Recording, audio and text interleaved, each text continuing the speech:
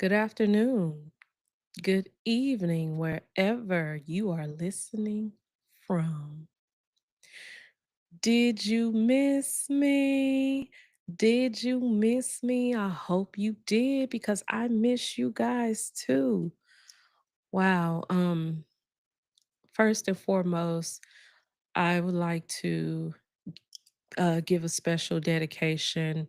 This week, our culture was hit hard with the passing of D'Angelo. He was like our own Marvin Gaye, and he was one of the many pioneers that cultivated neo soul. And the sad thing is that him and Angie Stone this year passed away 7 months apart. And I have to say, we hurt.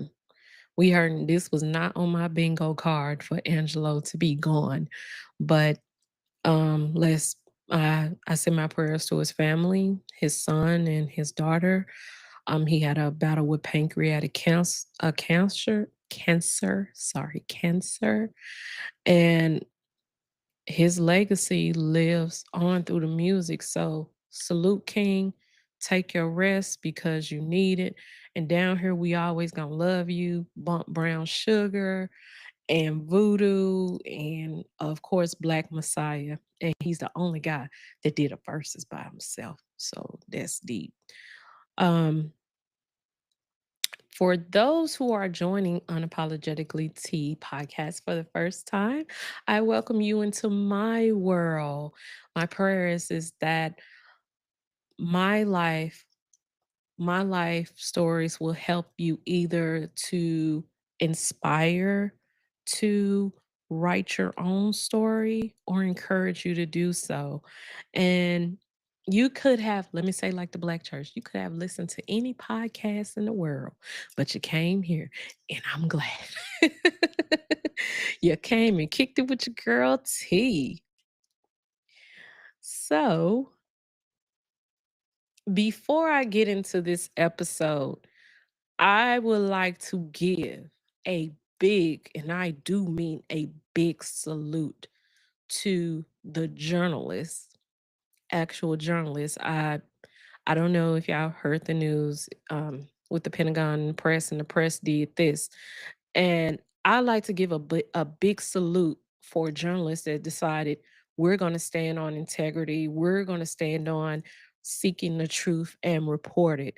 And as a journalist, I felt like that this art form was starting to become like a shit show, and that that the powers that be controlled how we do things, and now that we are now starting to take back our power as journalists. So hats off, salute to all the journalists that stood on business and giving a middle finger in the process.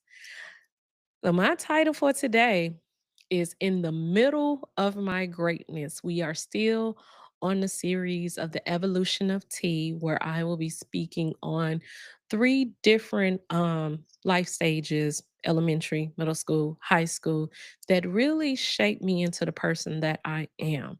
So it is in the middle of my greatness. And I'm speaking about my school, Geeter Junior High, but at that time it was Jeter Middle in the heart of 38109. Now, to be honest, those actually were the best years of my life. Um, just being, at a school where I was accepted from the transitioning from Lakeview Elementary. And if you want to know more about that, please go to my previous episode, which is called Respect, Believe, and Achieve. I am LVG, or this is LVG. From Lakeview Elementary to Jeter. And at Jeter, it was like not too far, and I had pretty much the neighborhood homies still going with me. I had my girl, Allison, Misha, Sinitria, Tasha went to Westwood. But eventually, we met some new friends, and I'm gonna go into a deep dive of my time at Jeter and some of the obstacles that I had to overcome, and pretty much pick my life up and try to go forth and during this time in my greatness, something happened where it's still hard for me to put the pieces back together. So, and it's still taking me years to recover. So let's hop into Jeter. Jeter and my family history. Now, on my mom's side, it was like a rites of passage for everybody to go to Jeter. Mama went to Jeter, aunties went to Jeter, cousins went to Jeter, siblings went to Jeter. You already knew at some point in time you're going to go to Jeter. So, of course, I was happy, to go to Jeter, but I felt like I didn't want to follow in any of my family's footsteps. My mom was Miss Jeter during one point of her high school tenure.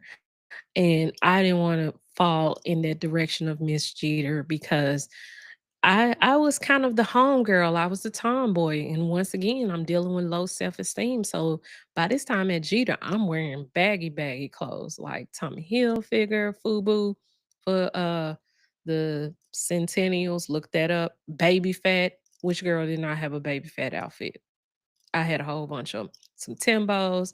So I felt comfortable, being me.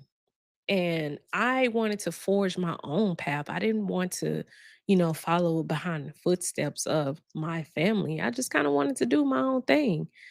And I just felt like, okay, this is a time for me to make a name for myself. Now, let's sidebar. Was I the most popular girl in the world? No, I was not. I didn't want to be in that fan club. I was mostly the nice person that knew everybody. That when you saw me, you like, oh snap, this Tiffany, such and such such. She cool. I was cool with almost everybody, but I'll say about I'm gonna say a good strong 85% of people like me, and I may be hyping myself up. But I was, I was just a homegirl.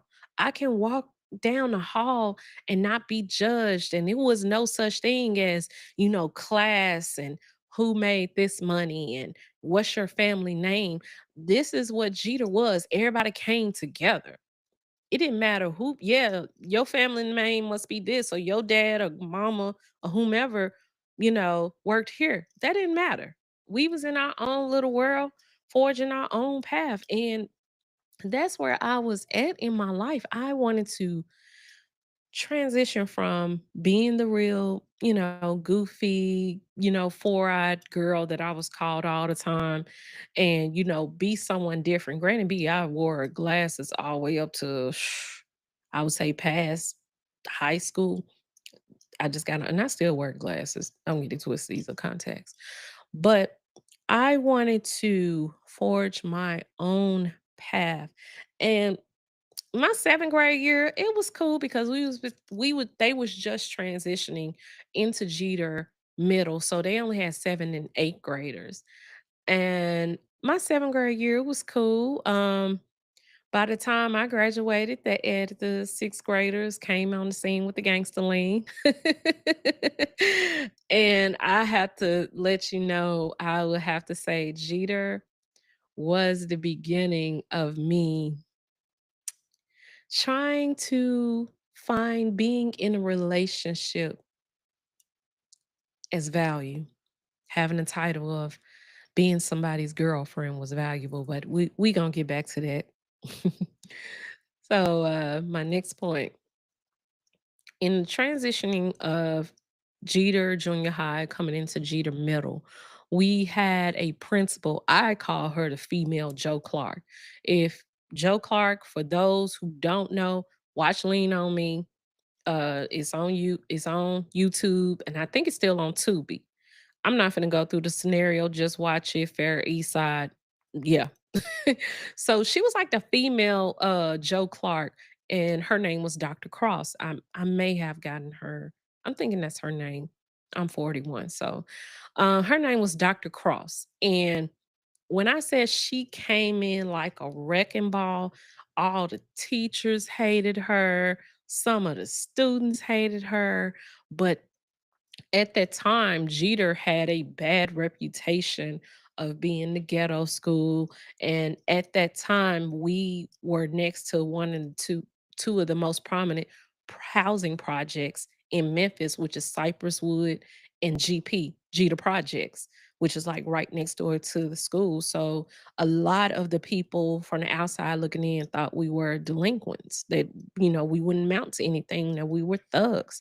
And when Miss Cross came on the scene, she pretty much said, I'm about to change the narrative of what Jeter is. We're not going to go down that route. We're going to do this. And I'm talking about she instilled so much uh, value and, learn to stand up for yourself. That was the first. In fact, it was one time, my first time dressing up for an interview, an actual job interview, and I'm in the eighth grade. I'm sure they still do that now. I don't know. But learning Black history. Oh my God, I love Black history. Like I was the Black history champ, and still to this day. Learning about my history, learning about, just the culture in general. She came in and said, we're going to stop this cycle of the world judging us. We're going to start from the inside and work out and show the people in Memphis that Jeter is more than this. And also, whether you know it or not, John P. Freeman, Lanier, Haven View, Hamilton, all y'all middle schools back in 97, 99, Jeter Middle had the baddest band ever. Fight me on that. We had the baddest band ever. Shout out to Mr. McDowell. We had the baddest band ever. Our band was competing with high school bands. Like we was tearing it up, but that's neither here nor there. But Miss Cross, implemented, girls programs where, all the girls come and, have talk about being a lady and learning how to pamper and how to sit up properly. And, we didn't, back then that was kind of unheard of, especially in a school like Jeter.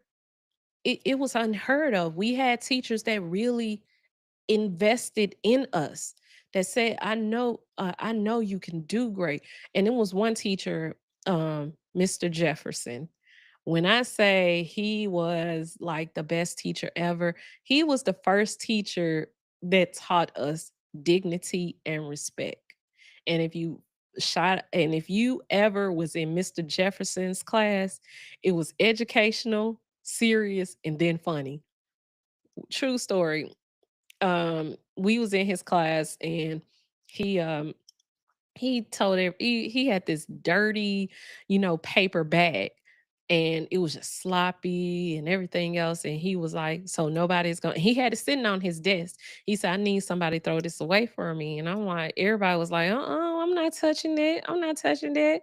So when he picks up the bag and open out, it was $100 bill in there. I was like, "Oh," but he taught us a lesson of don't judge a book by its cover. Even though, and I apply that to my life right now. Don't judge a book by its cover. Even though, people seem a mess on the outside, there's still value. You have value. And I just want to let you know, you do have value. No matter what, is going on, or how you look, or how you carry yourself, how people view you, deep down the inside, you have value. So don't let nobody take that away. And like I said, my girls was riding by my side, Allison, Misha, Sinitria, and we was like the homies. We almost did it. I think, yeah, we did everything together. We did cheerleading, we did, I know Allison and me did choir. Um, it was a whole bunch of stuff. Like we was the gang. Like I don't know if y'all ever seen that movie The Craft, when they was walking down the hallway, and that's how we were. We walked down the hallway, and it was kind of like when you saw one, you saw all of us.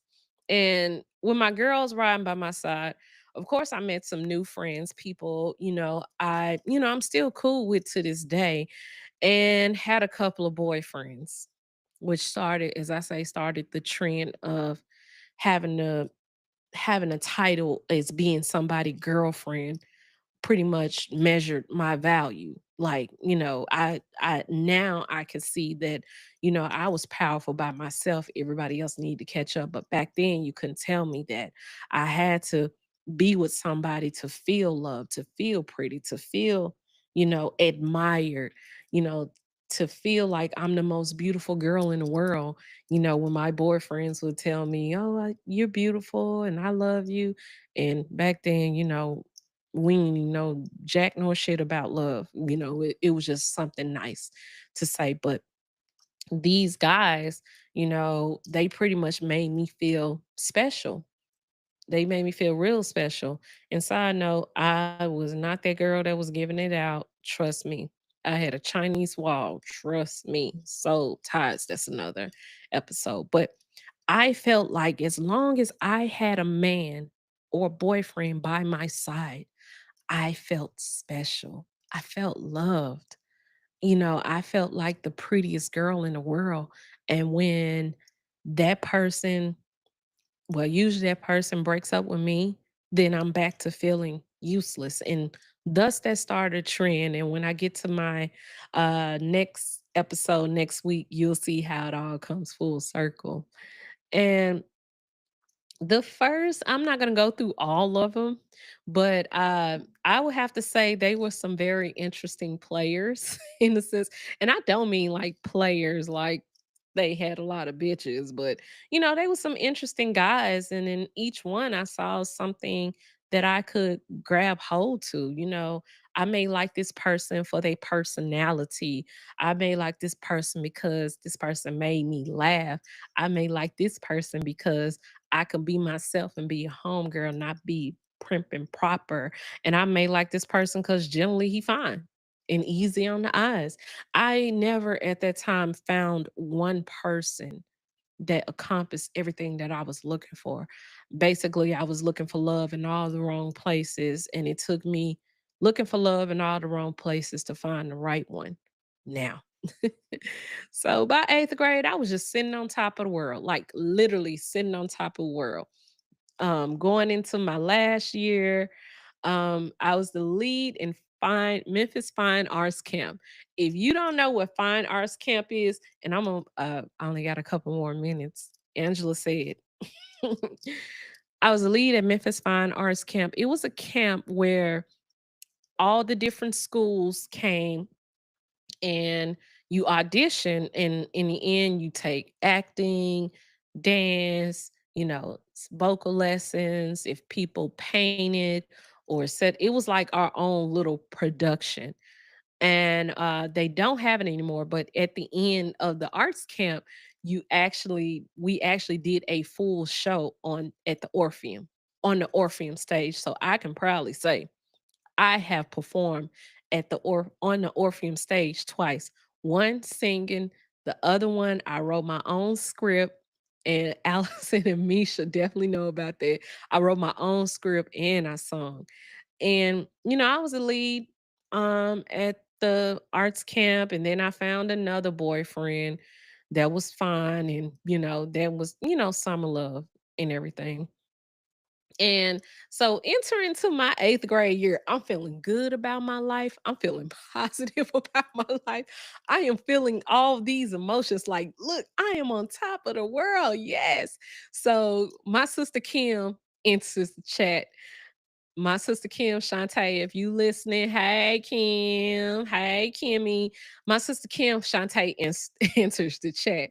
So now, not only I got my friends, I got my sister, and then I met other people like I'm not gonna mention the guy's name because I don't know if they have wives, girlfriends, and me looking like I'm looking.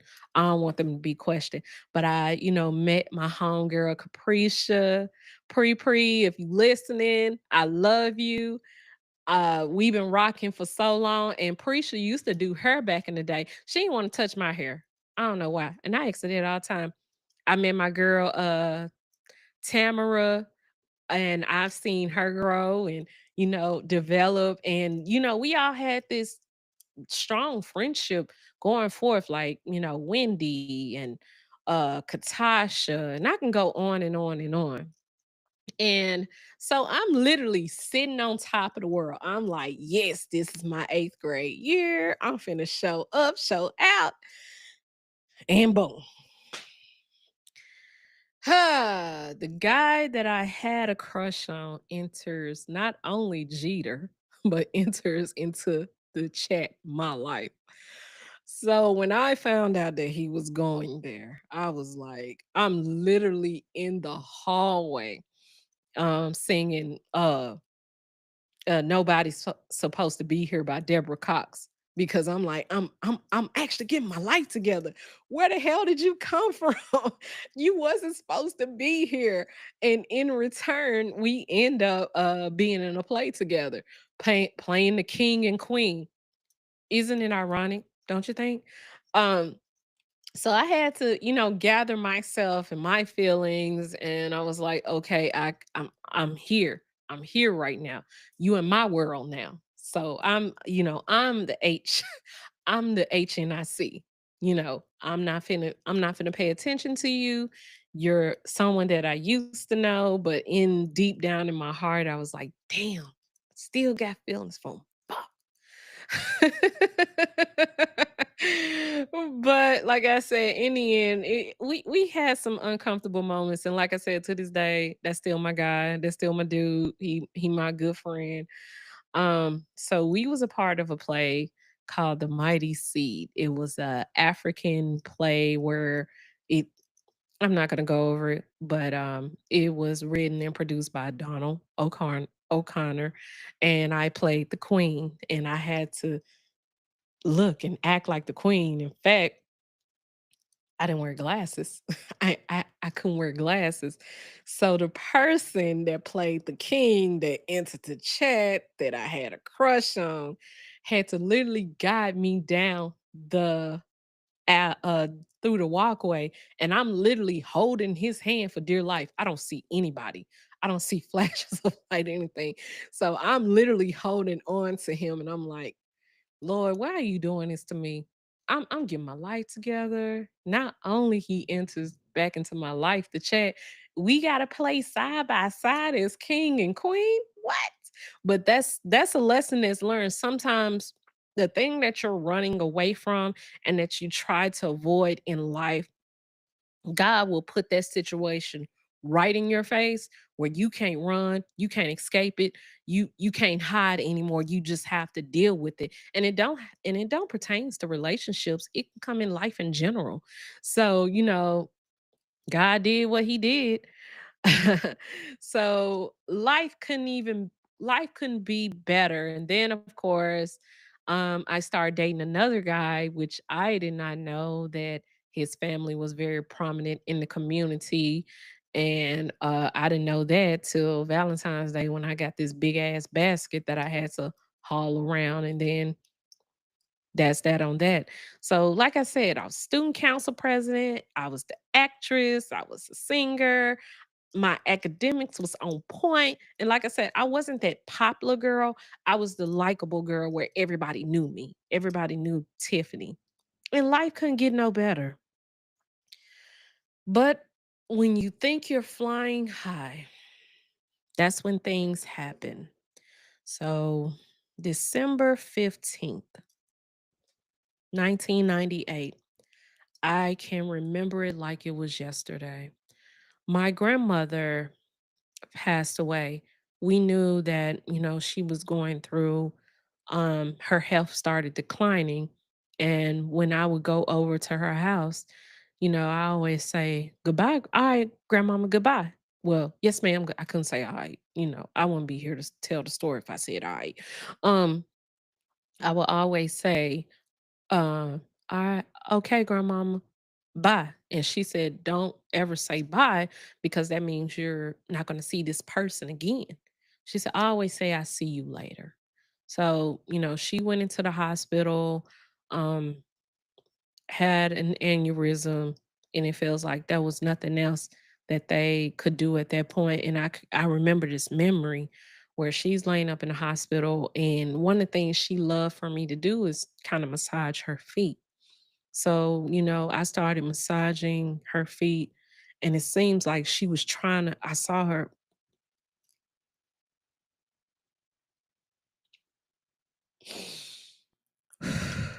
Damn, it's crazy when you have memories buried in the back of your mind, and when you start talking about it, it becomes real. Mm. So, so, um, Imma try to get through Imma try to get through this.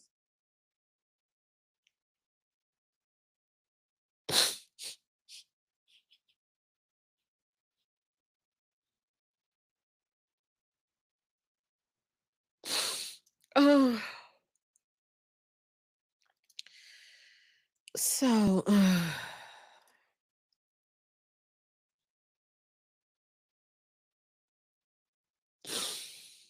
so as I was saying, I was up there massaging her feet, and it looked like her eyes was trying to open. I saw my grandmama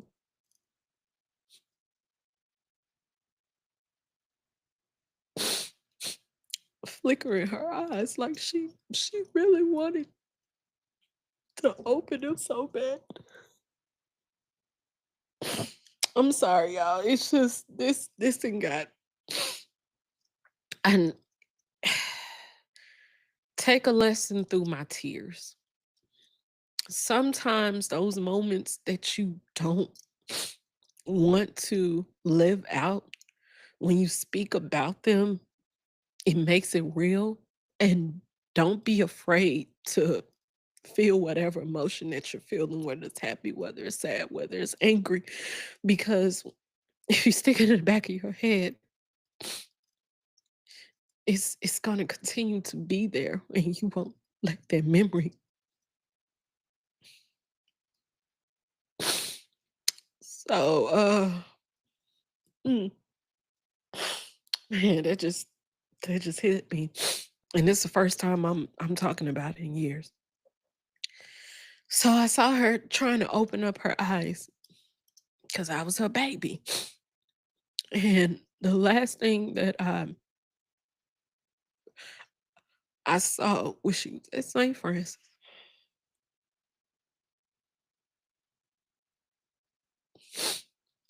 I said, "Grandmama," I kissed her on the forehead, and I said, "Grandmama, I'll see you later."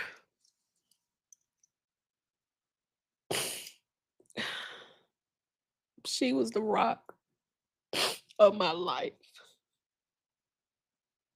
She was the first person to believe. She was the first person that ever taught me my first prayer.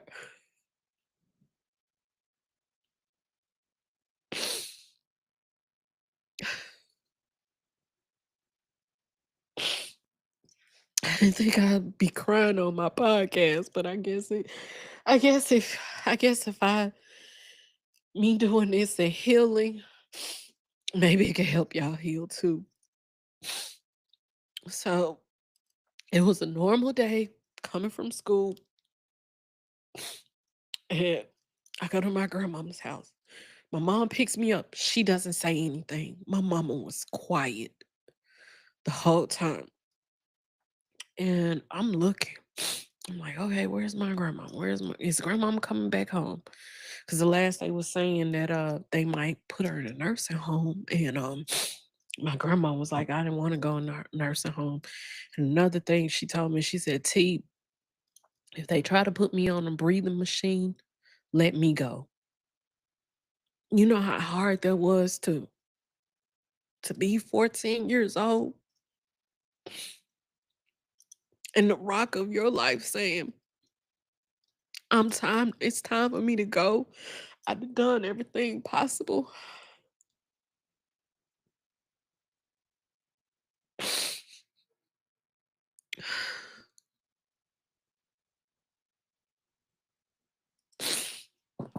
Uh,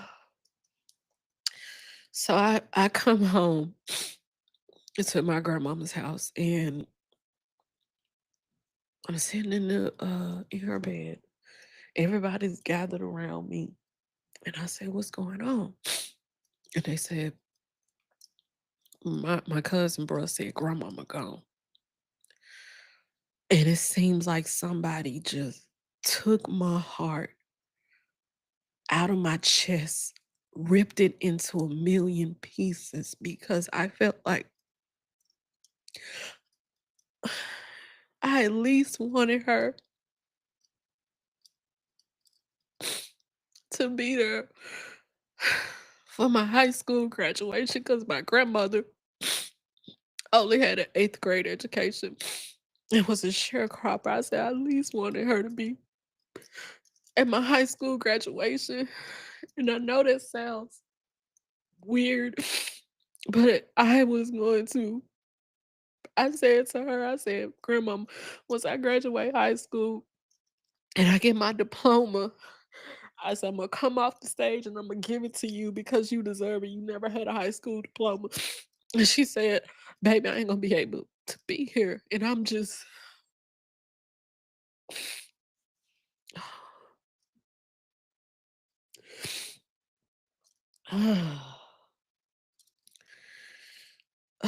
take take this moment and express your feelings. These tears are not for weakness. These are tears of realization. These are tears of dealing with pain and trauma in your life and facing it head on and talking about it. Because when you talk or write about it, it becomes real. God. Oh God. So when my grandmother passed away, I saw life in a whole nother different lens. I didn't even want to be here. I felt like my rock, my backbone, the person that named me or called me T is not here no more. Who the hell am I without guidance? Who the fuck am I without somebody encouraging me? Who am I? I got to a very confused place where I'm like, where do I go from here right now? And as you see, as I said in the beginning, in the midst of my greatness, I'm hit with something. When December 15th, 1998, my whole world just stopped. It stopped right there. 14 years old. And I couldn't cry. I couldn't show emotion because everybody else was breaking down around me. And I had to be the strong person. And that's a task I didn't sign up for. I did not sign up to be the strong person at 14 years old. If I knew then what I knew, if I knew then what I knew now, I should have grieved. I should have lashed out. I should have said how I felt. But I saw everybody else and I said, dang, at 14, I need to be strong. And I'm telling you right now, that is such punishment for a child. It's trauma. That right there traumatized me. And the reason why I'm speaking out about it, and you're seeing me, you guys are seeing me in my most vulnerable state and talking about it. And that's why I said I want to encourage you to talk about your story. And I remember this all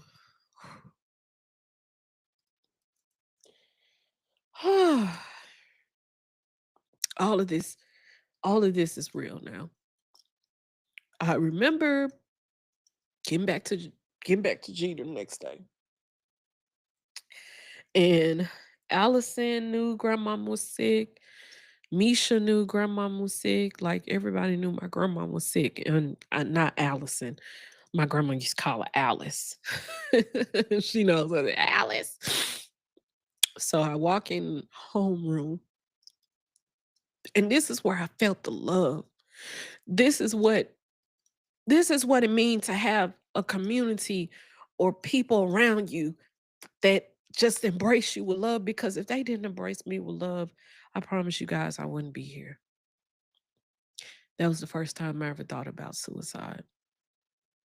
because I felt like I couldn't live anymore. At 14, I couldn't live this life anymore. I didn't know what direction I could take. So I walked in the homeroom and everybody, I couldn't say anything. I just sat down and I said, I think Misha asked me, she like, what's wrong? I couldn't say nothing, but grandma gone. And I started crying, and Misha started crying, and Allison started crying, and Sinitra started crying. And my whole homeroom class gathered around me. Even my homeroom teacher gathered around me to,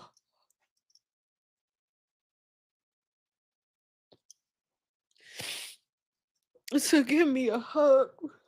And I want to thank everybody because if y'all didn't do that day, I wouldn't know where I would be at.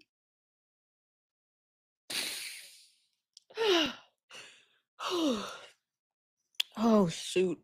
I didn't I wasn't supposed to cry, but I guess this was not my plans. This was his plan. Maybe me breaking through help you get to your breakthrough. So I was surrounded by love and support, but in the midst of it, I'm like, I don't know who I am. It was this girl that could take on the world, that saw the world in a different view. But once my grandmama passed, I was just, I don't know who I am anymore. I don't want to, I just want, I, damn all the titles that I had, that didn't mean anything to me anymore. But having my friends and my classmates to hold me down and to be there for me, and for those that remember that day, I want to say wholeheartedly, thank you for saving me. I mean that from the bottom of my heart. Thank you for saving me. I wasn't supposed to cry. I guess I needed to. Oh, oh my God. So, whew. But thank you guys. That was in my homeroom, Mr. Harris class. Y'all know who you are. That came and embraced me that day. This the first time me ever saying this. Y'all saved me. Y'all saved me. And I thank you for that. People that didn't even like me came around me and hugged me. And I say it over and again. Y'all saved me. I wouldn't be here if y'all wasn't loving on me that day. So upcoming, and I know I'm taking up more time, but I need it. I feel like, I guess this is the release that I needed. And I know I'm messing up my makeup. I don't care. But this is the release that I needed to take those feelings that I had, that memory that I had, and cracking the door open and opening it up. And I feel like I could breathe now. Sounds crazy, but I could feel like I could breathe now. So after that enters Mr. and Mrs. Jeter competition. Let me break it down so ever consistently broke. And here it was my honest opinion. I could care less about being Miss Jeter. I did not want to be Miss Jeter. I didn't care about being Miss Jeter. In the world, I did not. My mom was Miss Jeter, and she wanted me to compete. And I'm like, I don't want to compete. I don't want to do it because it was very prissy and pomp and circumstance and wearing dresses. And at that time, I'm like, that's not me. Nah, I ain't that prissy type of girl. You know, I'm the cool chick. You know, yeah, I guess back in the day I did look cute, but I was the home girl. And me putting on a dress, it sucked the life out of me back in the day. And as you see, I do have on a dress. Won't he do it? Will he won't? And I felt like that, and my best friend Allison was competing for Miss Jeter as well. at that time back then, I felt like I felt like it was a hidden competition between us. Like we try to outdo each other. And when we look back at it, that was stupid.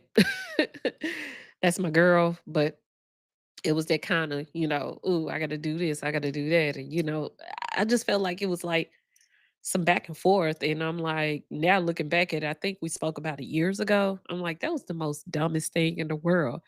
I said because some of the things that she like, I like. That's been my girl since I was 5 years old.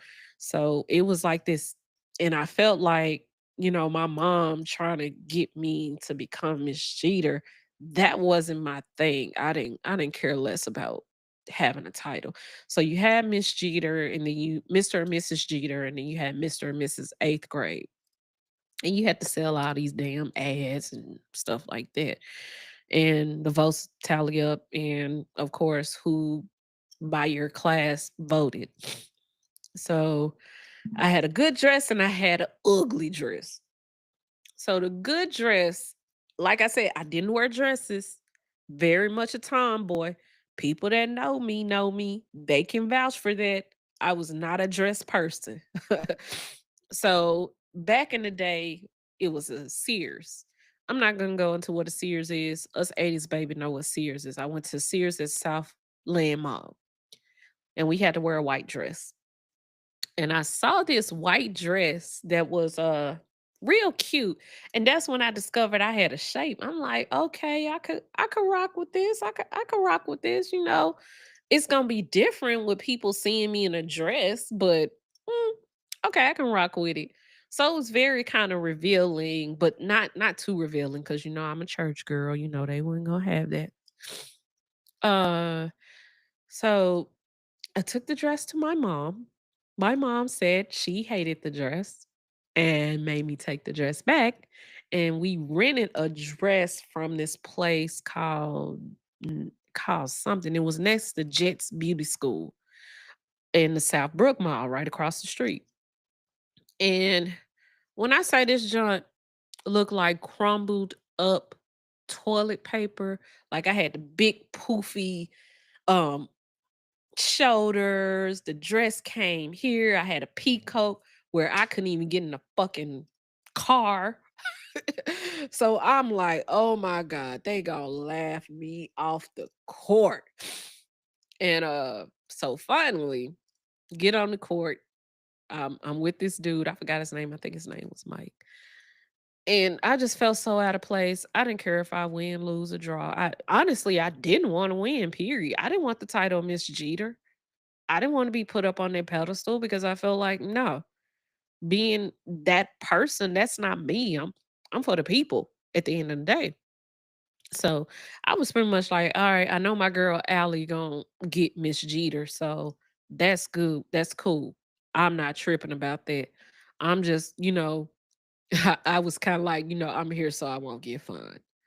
So when I walk down the court, everybody's cheering. Everybody is, ooh, ah, like they shocked to see me in this big ass ugly dress. And I'm like, please let this be in. So finally they make the announcements.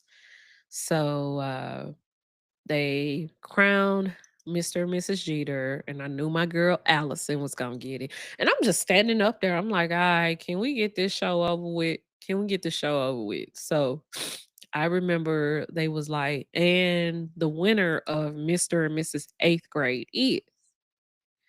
So Miss Cross was announcing it, and I was like, she announced the guy, and I'm like, all right, whatever. Oh, these heels are making me feel I'm ready to go and get out this damn dress. So she looked directly at me, and Mrs. Eighth grade is Tiffany Lloyd. When I say I went ballistic, I was like, me? And the gym was cheering. I'm like, okay, I may not got Miss Jeter, but at least I got Miss Eighth grade, which means my class liked me. I guess I can settle for that. So it wasn't like I was campaigning to be Miss Jeter or Miss Eighth grade. I was just there. I didn't care about it. I was just there, and I just so happened to be crown Miss 8th grade. And when I walked down, I was, when we walked out, I did my, sachet, Shantae, and then I got scolded by one of the teachers saying that I was being unladylike, which I looked at and like, who the fuck are you to tell me what I can and can't do? This is my mom. You don't know what I've been through. At the end of the day, I'm still a lady. I should have been like Shanae. I could prove to you I'm a lady. I bust your head right now. But it was like that that moment, like I could bottle up and be like, dang, I got accepted. Like, my people accept me. They probably laughed at me having a dress on, but the fact that, my folks like me. This is my community. This is who I want to rock with. And and then, as the countdown was the graduation. That's when it hit because it was one of three dominant places that you was gonna go after you left Jeter. And I may be wrong. Number one is gonna be Westwood. Number two was gonna be Fairleigh. And if you could at that time, Whitehaven. So I knew like the majority of people that I knew was going to Fairleigh, and it was only like a small group of us that was going to Whitehaven. So we did our graduation. We sung the Gloria Esteban song called Reach. It was the theme for the Olympics. I forgot what year the Olympics. And we practiced, me, Allison, and I forgot who else was singing with us. We was kind of like the main background singers. We had our own mic, and we actually had the actual drummers from our band do the just look it up. It's called Reach by Gloria Esteban. If I could reach higher. Yeah. And it was just so cool. Like, dang, my graduation was straight. And then it was this dynamic young preacher that came and did the address, which is now Dr. Stacy L. Spencer. And I felt like, oh, I can connect to this guy. And I remember telling my mom, I said, wow, mama, if he ever gets a church, I'm going to join. Well, 17 years later, shout out to Dr. Spencer. And I knew at that moment that was going to be the end. I was like, man, I'm never going to get this feeling again ever, to have a community, to have a tribe, to put BS to the side, to, of course, have beef. And then after that, y'all fight. And then the next day, y'all back cool again. Sorry, going over time. I had to go through that. I had a breakthrough moment. So I'm gonna close it out. Jeter allowed me to be me without any judgment. And I've said that before. Jeter allowed me to be me without any judgment. I didn't have to change who I am. I could come in there and be T, Tiffany, whatever. They was gonna love me regardless. And I'm encouraging you, whatever state that you're in, don't don't change for anybody else. Be you and let the world catch up. Be you. Let the world catch up. Either, folks gonna fall in line or they gonna fall out. That's the way of the world, and you have to be prepared to walk alone. In this season of your life, I don't know who I'm talking to. You may have to walk alone, but it's okay as long as you put your hand in the master's hand.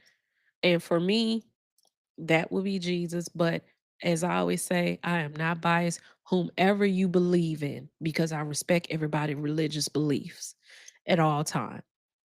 So whomever you find your source, tap into that and you'll be okay. It's gonna be some bumps in the road. It's gonna be kind of hard. You ain't gonna like things happening. You're gonna have some restless nights. You're gonna be frustrated. But tap into that source and do not shrink yourself to appease everybody else. Don't shrink yourself even for a freaking relationship. If that man really loves you, he gonna love you inside out, no matter what you got on, what matter what you do, and even if you look like, ooh, who baby is this? Watch the Bill Bellamy special, and you know what I'm talking about. I want my life back. So and I'm gonna jump into this next week. Knowing I'm about to leave Jeter and go to Whitehaven High School, I was scared shitless because Whitehaven High School had a reputation, and I'll get into that next week. And but leaving Jeter, I felt like I'm gonna lose my security blanket. I'm gonna lose my tribe. I'm gonna lose the people that was close to me, that was that ride or die. Even though there's some people we didn't even like each other, but when it came to us doing something together and having each other's back, we was gonna have each other's back. It was like my own little community. And in the process, we as a class changed the narrative of Jeter Middle. You looking at your girl that was not only student council president, that spoke with different other schools within the Memphis City school system, and the fact that whenever I said I was from Jeter, it was always like, "What?" Yeah, we don't be talking like that all the time. And you're looking at a girl that represented Jeter Middle at the Board of Education. And they told me right then and there, I did not know Jeter had exceptional students. So to Miss Cross, if you're listening, if you out there, thank you. Thank you. Thank you for taking the time to mold us into the young adults that we became going to Whitehaven. And and like I said, once I left Jeter, I felt like, who the hell is going to accept me